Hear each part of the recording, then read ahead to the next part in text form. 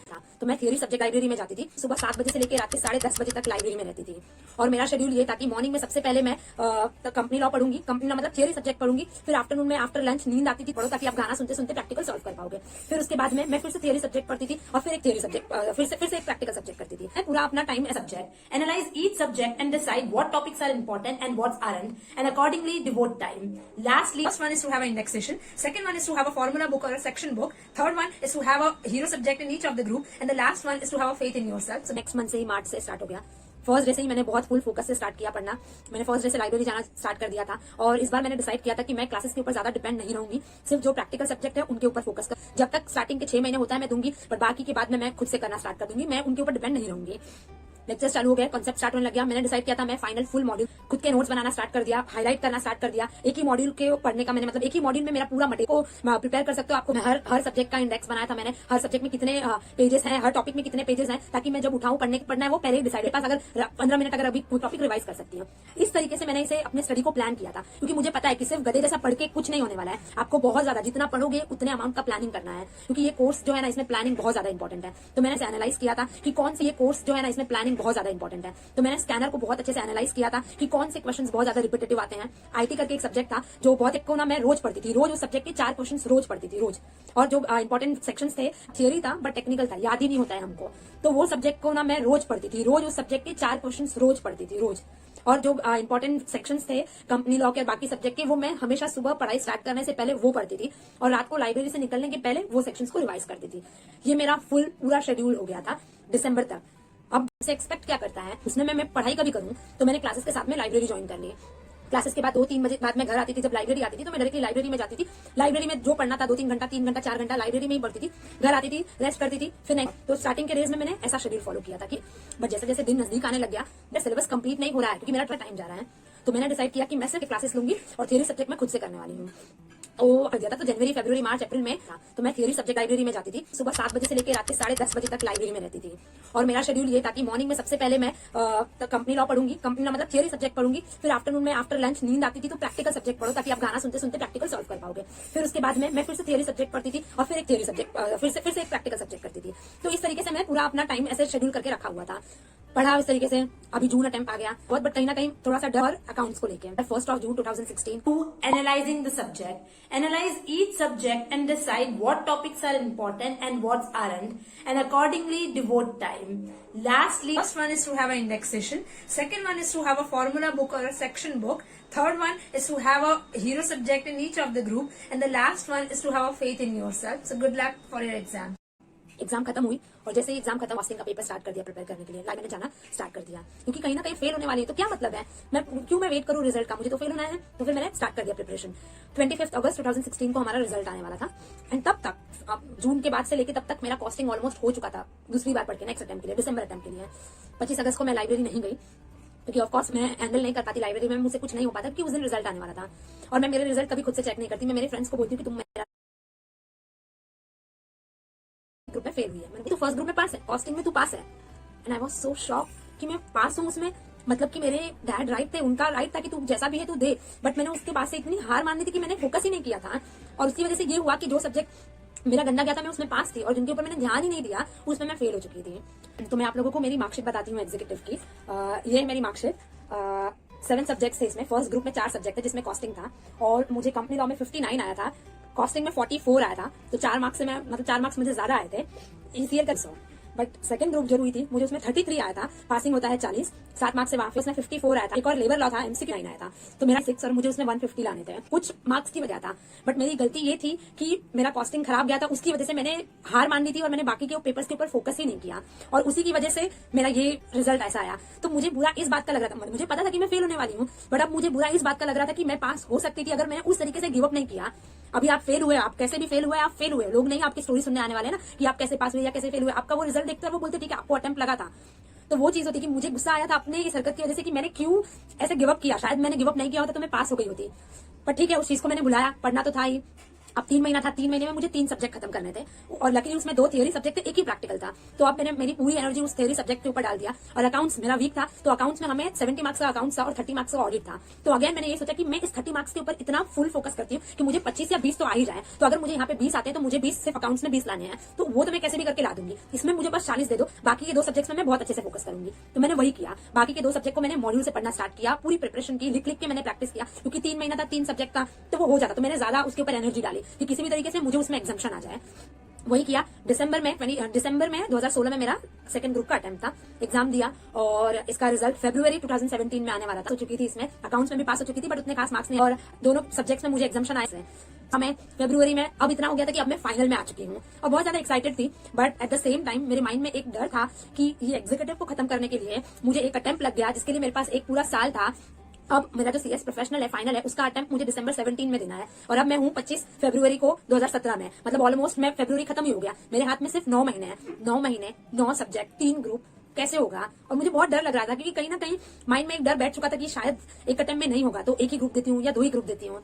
But I don't know क्या हुआ, और मैंने डिसाइड किया कि नहीं, कुछ भी हो, हमको 3 ग्रुप देना है, एक ही शॉट में क्लियर करना है और करेंगे। क्योंकि जब ये सेकंड ग्रुप क्लियर किया ना, तो एक कॉन्फिडेंस आया, अपनी गलती समझ में आई, अपने एक लेवल समझ में आया कि कैसे प्रिपेयर करना है। तो मैंने डिसाइड किया कि ठीक है, हम 3 ग्रुप देंगे। क्लासेस स्टार्ट हुआ हमारा नेक्स्ट मंथ से ही, मार्च से स्टार्ट हो गया। फर्स्ट डे से ही मैंने बहुत फुल फोकस से स्टार्ट किया पढ़ना। मैंने फर्स्ट डे से लाइब्रेरी जाना स्टार्ट कर दिया था और इस बार मैंने डिसाइड किया था कि मैं क्लासेस के ऊपर ज्यादा डिपेंड नहीं रहूंगी, सिर्फ जो प्रैक्टिकल सब्जेक्ट है उनके ऊपर फोकस करूंगी। थियरी सब्जेक्ट जब तक स्टार्टिंग के 6 महीने होता है मैं दूंगी, बट बाकी के बाद में मैं खुद से करना स्टार्ट कर दूंगी, मैं उनके ऊपर डिपेंड नहीं रहूंगी। क्लासेस स्टार्ट हो गए, लेक्चर चालू हो गए, कॉन्सेप्ट स्टार्ट होने लग गया। मैंने डिसाइड किया था मैं फाइनल फुल मॉड्यूल से पढ़ूंगी, कोई और बुक से नहीं पढ़ने वाली हूँ मैं।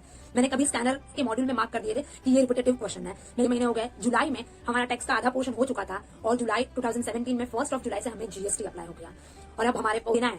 इतने बड़ा चैलेंजिंग टास्क हो गया था। उसके साथ साथ में क्लासेस के टाइमिंग्स और बढ़ा दिए गए थे। समझना है, उसमें प्रैक्टिस भी नहीं था ना, पास पेपर्स भी नहीं थे कि हम रेफर टाइम था हमारे लिए।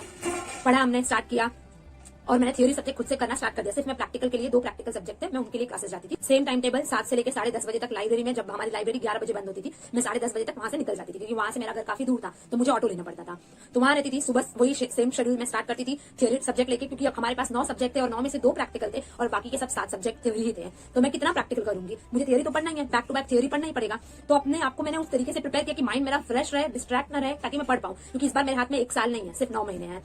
खुद के नोट्स बनाना स्टार्ट कर दिया, हाईलाइट करना स्टार्ट कर दिया। एक ही मॉड्यूल के पढ़ने का मैंने मतलब एक ही मॉड्यूल में मेरा पूरा मटेरियल होता था, इसके अलावा कोई और मटेरियल में यूज को मैं कलरफुल कर देती थी, क्योंकि हमारी मॉड्यूल 9 एक ही फॉन्ट में लिखा होता है, उससे इंटरेस्ट आएगा। और बच्चों के भी स्कूल वाली जो बुक होती है उसमें पढ़ने में इंटरेस्ट आता है, बट हमें तो वही फॉन्ट में लिखा रहता है, सब सारे एक्ट और सेक्शन लिखे रहेंगे, तो आपको इंटरेस्ट कैसे आएगा। हाईलाइटर, कलरफुल हाईलाइटर यूज करना स्टार्ट किया, स्टिकी नोट्स यूज करना स्टार्ट किया, क्योंकि मुझे ही पढ़ना है तो मुझे उसे इंटरेस्टिंग बनाना पड़ेगा।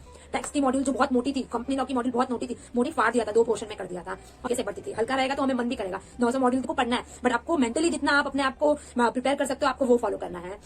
मैं हर सब्जेक्ट का इंडेक्स बनाया था मैंने, हर सब्जेक्ट में कितने पेजेस हैं, हर टॉपिक में कितने पेजेस हैं, ताकि मैं जब उठाऊं पढ़ने के लिए तो मेरे को कौन सा टॉपिक पढ़ना है वो पहले ही डिसाइडेड रहे। अगर 30 पेज का पढ़ना है और मेरे पास सिर्फ आधा घंटा है तो वो नहीं होने वाला है, इसलिए मैंने नंबर ऑफ पेजेस लिखे थे। पढ़ना है वो पहले ही डिसाइडेड रहे। अगर 30 पेज का पढ़ना है और मेरे पास सिर्फ आधा घंटा है तो वो नहीं होने वाला है, इसलिए मैंने नंबर ऑफ पेजेस लिखे थे, ताकि मेरे पास अगर 15 मिनट अगर अभी क्विकली है तो मैं 15 मिनट में ये टॉपिक रिवाइज कर सकती हूँ। इस तरीके से मैंने इसे अपने स्टडी को प्लान किया था, क्योंकि मुझे पता है कि सिर्फ गधे जैसा पढ़ के कुछ नहीं होने वाला है। आपको बहुत ज्यादा जितना पढ़ोगे उतने अमाउंट का प्लानिंग करना है, क्योंकि ये कोर्स जो है ना, इसमें प्लानिंग बहुत ज्यादा इंपॉर्टेंट है। तो मैंने स्कैनर को बहुत अच्छे से एनालाइज किया था कि कौन से क्वेश्चंस बहुत ज्यादा रिपीटेटिव आते हैं। आईटी करके एक सब्जेक्ट था जो बहुत ही टेक्निकल था, थियरी था बट टेक्निकल था, याद ही नहीं होता है हमको। तो वो सब्जेक्ट को ना मैं रोज पढ़ती थी, रोज उस सब्जेक्ट के 4 क्वेश्चंस रोज पढ़ती थी रोज। और जो इंपॉर्टेंट सेक्शंस थे कंपनी लॉ के बाकी सब्जेक्ट के, वो मैं हमेशा सुबह पढ़ाई स्टार्ट करने से पहले वो पढ़ती थी और रात को लाइब्रेरी से निकलने के पहले वो सेक्शंस को रिवाइज करती थी। ये मेरा फुल पूरा शेड्यूल हो गया था दिसंबर तक। अब दिसंबर 2017 को मेरा फर्स्ट पेपर था कंपनी लॉ का। गई, डर था कि फिर से वो चीज ना रिपीट हो, बट ठीक है, पेपर आया और पेपर में full case law question type था, कुछ भी क्वेश्चन डायरेक्टली नहीं पूछा था, बट मैंने अच्छे से प्रिपेयर किया था तो मेरा निकला वो पेपर। फर्स्ट ग्रुप अच्छे से निकला, second group first paper IT, same चीज रिपीट हुआ। मैं ब्लैंक हो गई बैठी थी और मैंने वहां ही मेरे आंखों से आंसू आने लग गया कि यार चीज रिपीट हुई है, मुझे कुछ नहीं होगा नहीं होगा। फिर सबका हालत वैसे ही है, एवरीवन। फिर मैंने सोचा कि नहीं करनी है, मतलब पेपर हार्ड आया है, सबका ऐसा है, मतलब पेपर थोड़ा हार्ड आया है, तो मैंने बोला है तुझे वो लिखना है जो वर्ड याद आ रहा है, पास होना है, कुछ भी कर पास होना है, गिव अप नहीं करना। स्टार्ट किया, जो आया लिखा, जो नहीं आया नहीं लिखा, बट लिख दिया, हो गया, चालू हो गया मेरा बोले, और मैंने नेक्स्ट पेपर पढ़ना स्टार्ट कर दिया। नेक्स्ट पेपर, बट मैंने डिसाइड किया डायरेक्टली मैं लाइब्रेरी गई वहां से और मैंने नेक्स्ट पेपर पढ़ना स्टार्ट कर दिया।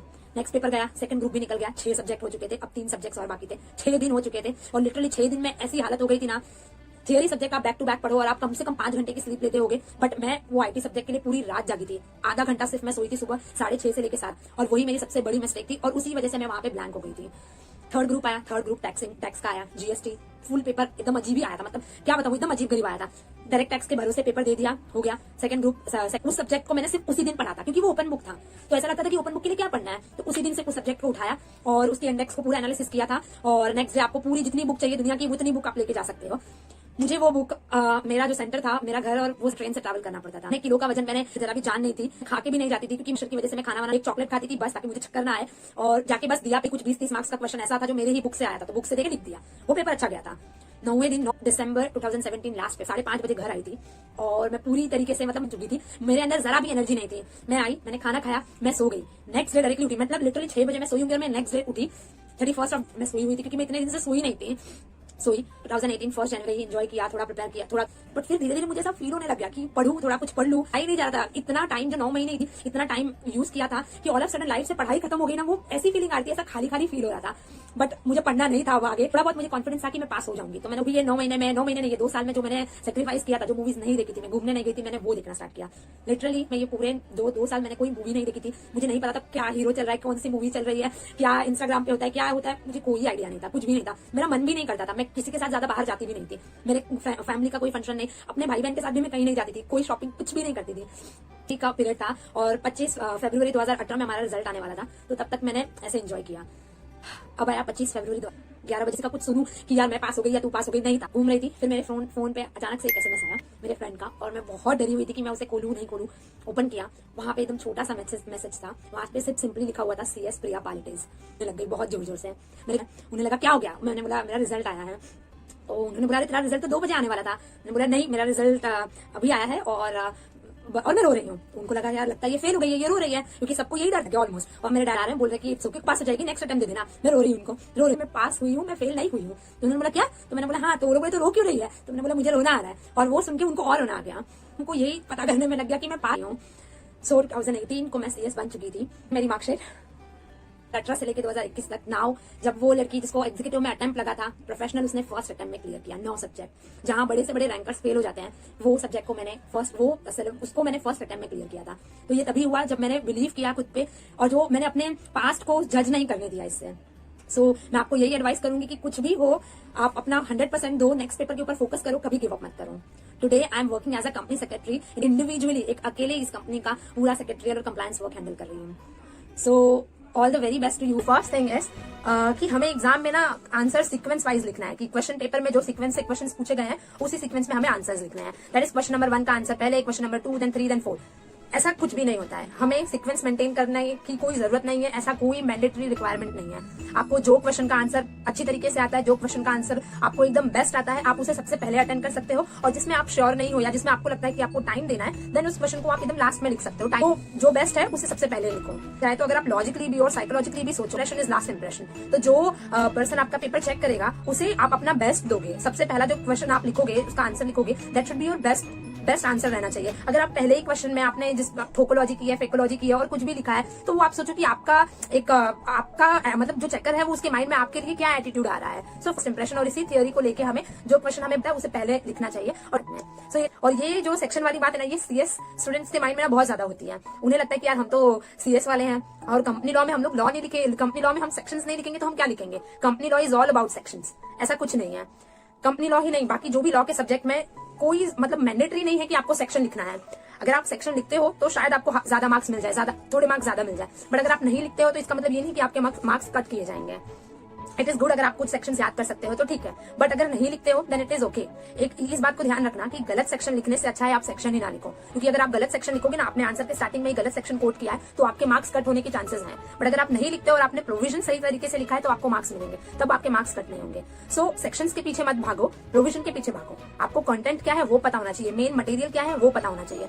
जो कुछ रिपीटेटिव क्वेश्चन आते हैं उसके सेक्शंस अगर आपको पता है, वेल एंड गुड। नहीं पता है then too it is okay, provision अच्छी तरीके से लिखो। सो सेकंड बात हो गई सेक्शंस के ऊपर। एंड देन द थर्ड, ये क्वेश्चन 5 मार्क्स के लिए कितने पेजेस का लिखना है और 8 मार्क्स के लिए कितने पेजेस का लिखना है। देखो भाई, तुम ना ऐसे कंपटीशन में नहीं हो कि तुम्हें पेजेस भरना है, 10 पेज 20 पेज लिखना है, नहीं। टू द पॉइंट लिखना इज वेरी मच इंपॉर्टेंट। और ना ये सिर्फ प्रोफेशनल स्टूडेंट्स के लिए नहीं, ये सभी स्टूडेंट्स के लिए है। हमें ना खींचना नहीं है पूरा उस चीजों को, जो है टू द पॉइंट लिखो। चेकर का दिमाग मत खराब करो कि कुछ भी तुमने खिचड़ी पकाई है और तुम्हें लग रहा है कि 10 पेज लिख दिया तो तुमको ज्यादा मार्क्स मिल जाएंगे। टू द पॉइंट वाले को ज्यादा प्रेफरेंस मिलता है। सो ऑलवेज लाइक जो है जितना है उतना लिखो, उसको बढ़ाओ मत। Number of pages is not important, भले वो 10 मार्क्स के लिए पूछा गया है, बट अगर केस स्टडी है तो केस स्टडी के लिए आपको फॉर्मेट यूज करना है, तो उस फॉर्मेट में आप लिख सकते हो। सो थर्ड चीज हो गई, थर्ड मिसकंसेप्शन हो गया नंबर ऑफ पेजेस के ऊपर। ओके, सो अब आते हैं टिप्स के ऊपर कि क्या कुछ बड़ा नहीं करना। ड्रॉ करना और ना करना एक ही बात हो गई। आप करो तो आपको ज्यादा मार्क्स मिल जाएंगे, ऐसा कुछ नहीं है। 2 सेंटीमीटर बड़ा नहीं कर लिया है, ड्रॉ करो। आप उतनी एनर्जी भी क्यों वेस्ट करना, आप अपना करो। तो मार्जिन बैठो, इससे अच्छा वहां पे थोड़ा चिल करो उतनी देर तक और करो।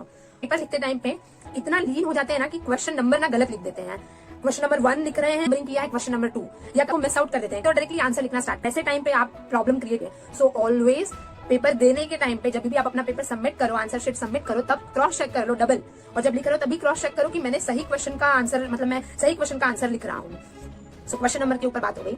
And the third thing is, जो मैं आपको एडवाइस करना चाहती हूँ कि थियरी पेपर में ना try to make your paper like कुछ डायग्राम्स और चार्ट्स वगैरह, फ्लो चार्ट हो गया, टी डायग्राम हो गया, उनको प्रेजेंट करो।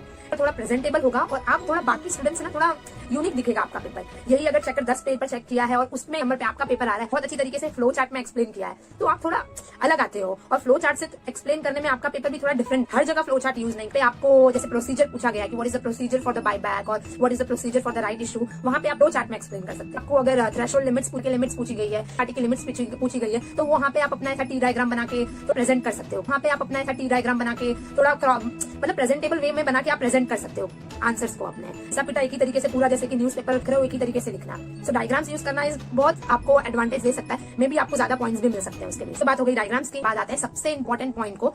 100 मार्क्स का पूरा पेपर स्टूडेंट्स लिखते ही नहीं है।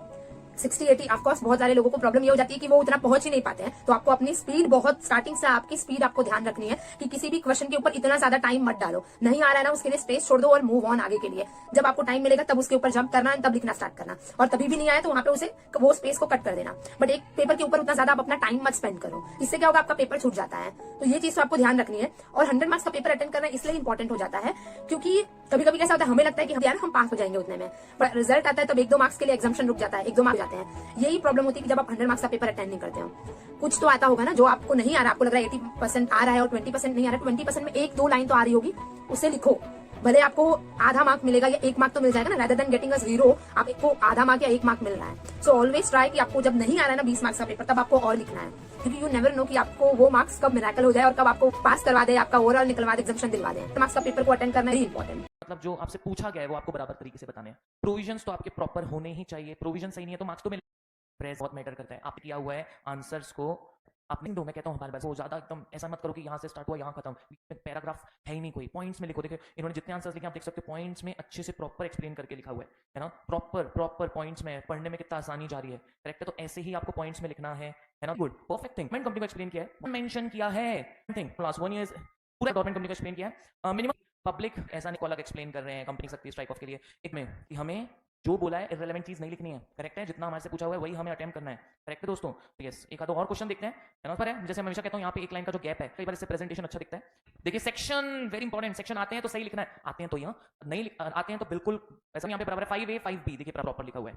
आपसे मान लो ओपीसी का क्वेश्चन है, देखो प्रोविजन सबसे इंपॉर्टेंट है। अगर आपका प्रोविजन ही गलत है तो बेसिकली मार्क्स तो मिलने ही नहीं है। लेकिन हाँ जी, जो पूछा है वो लिखना है, इररिलेवेंट चीजें नहीं लिखना है। जैसे मान लो आपको गवर्नमेंट कंपनी पूछा, चलो 2 लाइन में गवर्नमेंट कंपनी बता दिया, दैट्स फाइन। आपसे मान लो ओपीसी का क्वेश्चन आया है, लाइक आपसे पूछा हुआ है ओपीसी कब कब प्राइवेट कंपनी में बदल सकती है, ओपीसी को प्राइवेट में कन्वर्ट होना है, तो आपने ओपीसी को बता दिया एक मेंबर होता है, चलेगा 1-2 लाइन में। लेकिन फिर जो आपसे मेन क्वेश्चन पूछा है कि कब कब कन्वर्ट हो सकती है, तो उसमें 2 है, एक तो कंपलसरी, वॉलंटरी, तो वो आपको प्रॉपर्ली एक्सप्लेन करना है। प्रोविजन मेजर जो आपसे पूछे हुए वो लिखना सबसे इंपॉर्टेंट है, अदरवाइज मार्क्स मिलना मुश्किल है बहुत ज्यादा, करेक्ट है। सो यस, प्रोविजन जो है मुझे समझाना क्या मुझे आता है लॉ, और फिर मैं मेरे कंक्लूजन में मेरा लैंग्वेज दे दूंगा। बट जो फर्स्ट मेन पॉइंट है, मुझे प्रोविजन में एग्जामिनर को समझा देना है कि हाँ मुझे जो कंसेप्ट है वो मुझे अच्छे से आता है, आंसर दे सकता हूँ। फिर समझाना क्या मुझे आता है लॉ, और फिर मैं मेरे कंक्लूजन में मेरा लैंग्वेज दे दूंगा।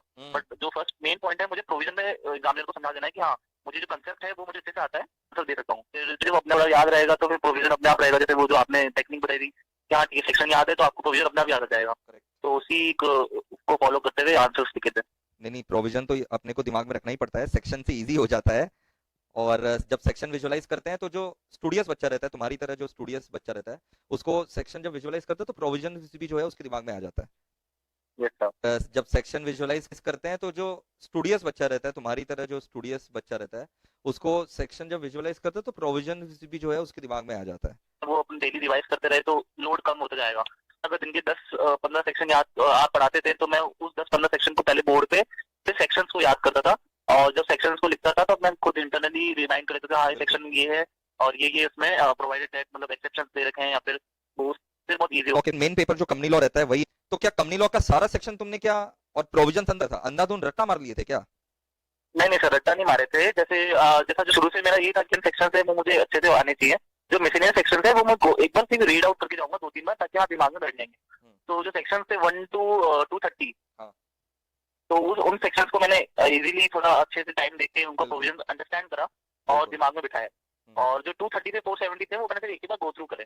तो मुझे वो समझ आ जाना चाहिए एंड अपन को जाके जॉब वही करनी है कि सेक्शन से कि वो कंपनी एक्ट अपन को बोलना क्या चाहता है, इस करो फिर लर्न करो। तो वही स्ट्रेटेजी अपनाया था कि पहले पूरा प्रोविजन समझा कि हाँ वो company act, because at the end अपन को जाके जॉब वही करनी है। तो मैं समझ रहा था कि सेक्शन से कि वो कंपनी एक्ट अपन को बोलना क्या चाहता है।